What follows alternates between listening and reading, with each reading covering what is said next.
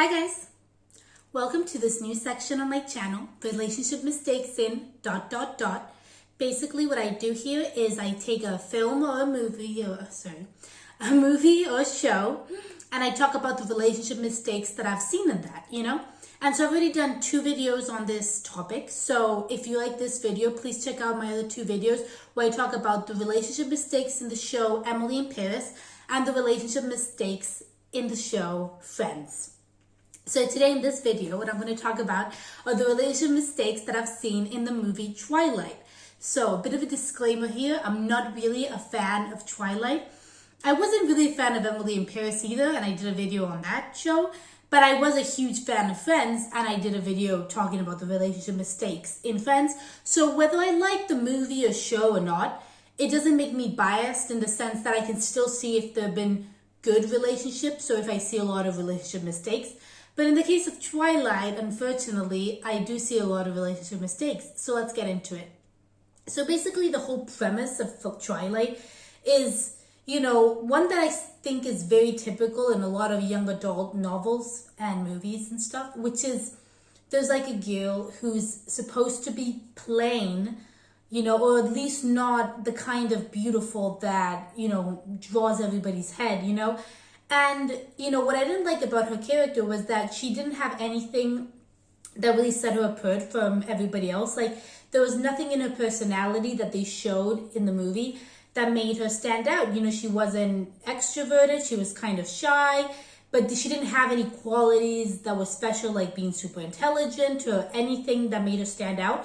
And, for some reason, though, she gets to this town and every guy likes her, and she draws the attention of the most elusive character who's a vampire, who's handsome, who other people like, you know what I mean? So I didn't like that. And that's the first relationship mistake that I want to talk about, is that if you're a very plain, and I don't mean looks wise, but in personality person, you're not going to attract the attention of a bunch of guys, especially like a guy who never notices anybody else. You know what I mean? So I would say that that's the first relationship mistake, and don't try this at home, kids, kind of thing. Like, if you want to be successful in dating and flirting, you have to have something that sets you apart. It's good to have a personality that other people can relate to. It doesn't mean you have to be extroverted if you're not. If you're shy, you're shy. But we all have good qualities about ourselves. So you always have to make people see those good qualities and make them the most outstanding thing of your personality, the thing that people see the most, and not just be this boring person with no personality, with nothing to show for themselves, So if you're really pretty, that's good. You can always dress nice, do your hair, maximize your beauty, so to speak. If you're really funny, maximize that. If you're really intelligent, hey, that's really interesting too. Lots of people like really smart girls or guys, maximize that. So that's the first thing that I would say, and that I didn't like about the show. I'm sorry, about the movie. Ugh, I'm getting so mixed up today, huh? Anyway, yeah, that's the thing I didn't like about the movie, how she was so ordinary, and yet everybody likes her. And also the fact that there's this guy, the typical loner guy who's never liked any girl before, suddenly likes her, Of course you can say, oh, he was a loner because he was a vampire, blah, blah, blah. Yeah, obviously. But in real life, kind of taking away the supernatural elements of him being a vampire, Well, what I would say is that if you're into a guy, let's say, who's never had a girlfriend before, who doesn't seem to be into anybody, who's not into dating, who's kind of a loner, whatever, well, he's probably not going to notice you. So yes, even though it may seem in a movie or a book very romantic for the male lead to never have noticed any other girl until he sees her, and for her he falls madly in love, It's a trope that's really used, Usually instead of it being a totally loner guy who's never noticed a girl, it's more like the typical F-boy who's been around and with a bunch of girls but never fallen in love, and he suddenly falls in love with one girl. In both cases, it's the same trope as in he's never fallen in love and then he falls in love with just this one girl. Well, this is really risky in the sense that we shouldn't extrapolate that into our own lives and think that's going to happen. It's never a good idea to try to date an F-boy and change him and think I'm going to be that one girl that he madly falls in love with. That never happens. it's better, even though it might not sound it, for you to actually date a guy who has had like a girlfriend or 2 or 3 and who has fallen in love before, because that means he has the capacity and the willingness to fall in love, that he's actually looking for a relationship, that he's actually, the kind of guy that you would be interested in dating and being in a relationship with. So that's something to take into account. That's very important, is that it's actually better for the guy not to have like never dated or never fallen in love like they show, for example, in Twilight, because in real life, the odds of him falling for one girl if he's never fallen before are very low. So don't, look up to that like that's gonna happen. Okay. Next thing that I didn't like was the whole love triangle thing. So in movies and lots of times they have these love triangles. In real life, love triangles are a total mess. Like, if you really like 2 people at the same time and you're with one and then the other, you end up really hurting one's feelings or both of them, and it's just a huge mess. So it's not something I recommend at all. In this case, she was clearly into Edward, the vampire, and she had Jacob, I think his name was, I'm sorry if I'm getting that wrong, who is a werewolf in like the friend zone. So that's another thing I want to talk about. When Edward like leaves and like ghosts her and disappears off the face of the earth, she starts like liking Jacob in a way, and they kind of get together, but then as soon as Edward is back, she's like, bye, going with Edward.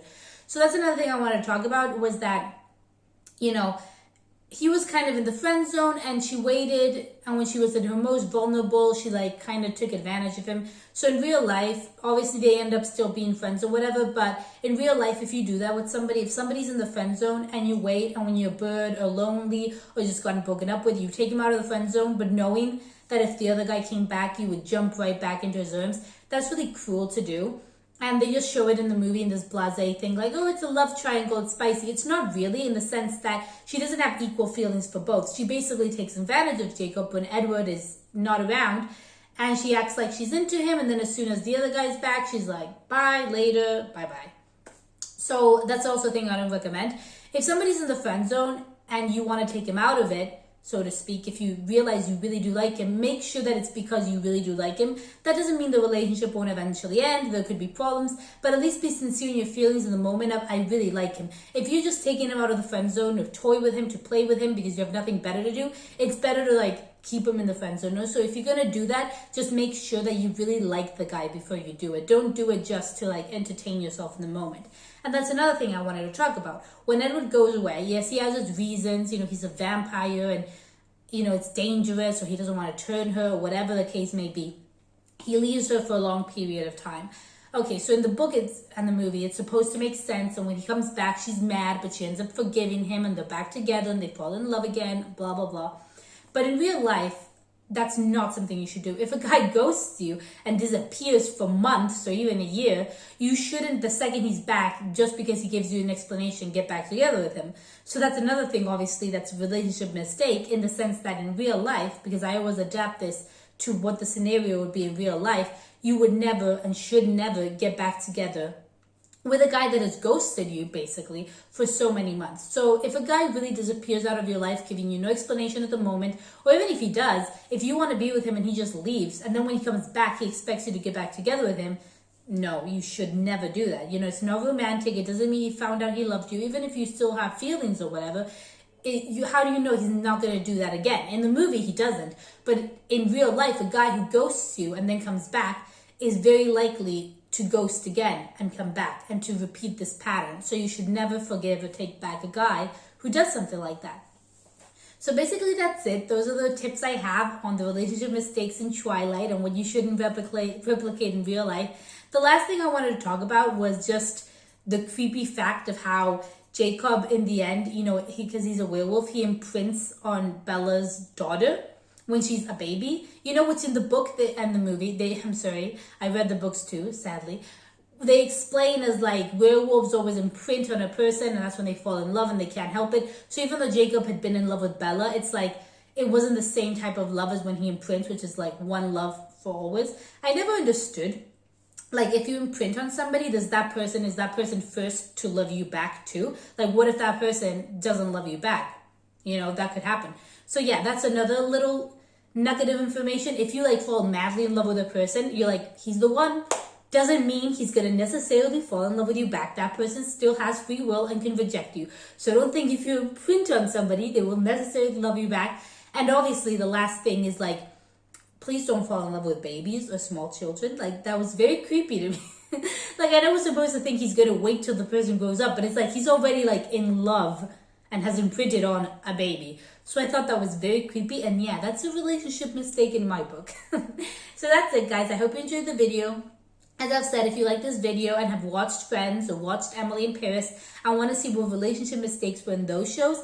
Please check out those videos. And I'll keep making videos on different movies and shows with the relationship mistakes in those movies and shows. So if you also have any suggestions of a movie or a show that you want to know the relationship mistakes in, well then please hit me up. I mean, leave it in the comments below and I'll do a video on it, okay? So please, thanks for watching, and please like, comment, and please subscribe to this channel, because I'm going to be making a lot of other videos as well. The other kind of videos I make on this channel is just giving general dating advice on a bunch of topics.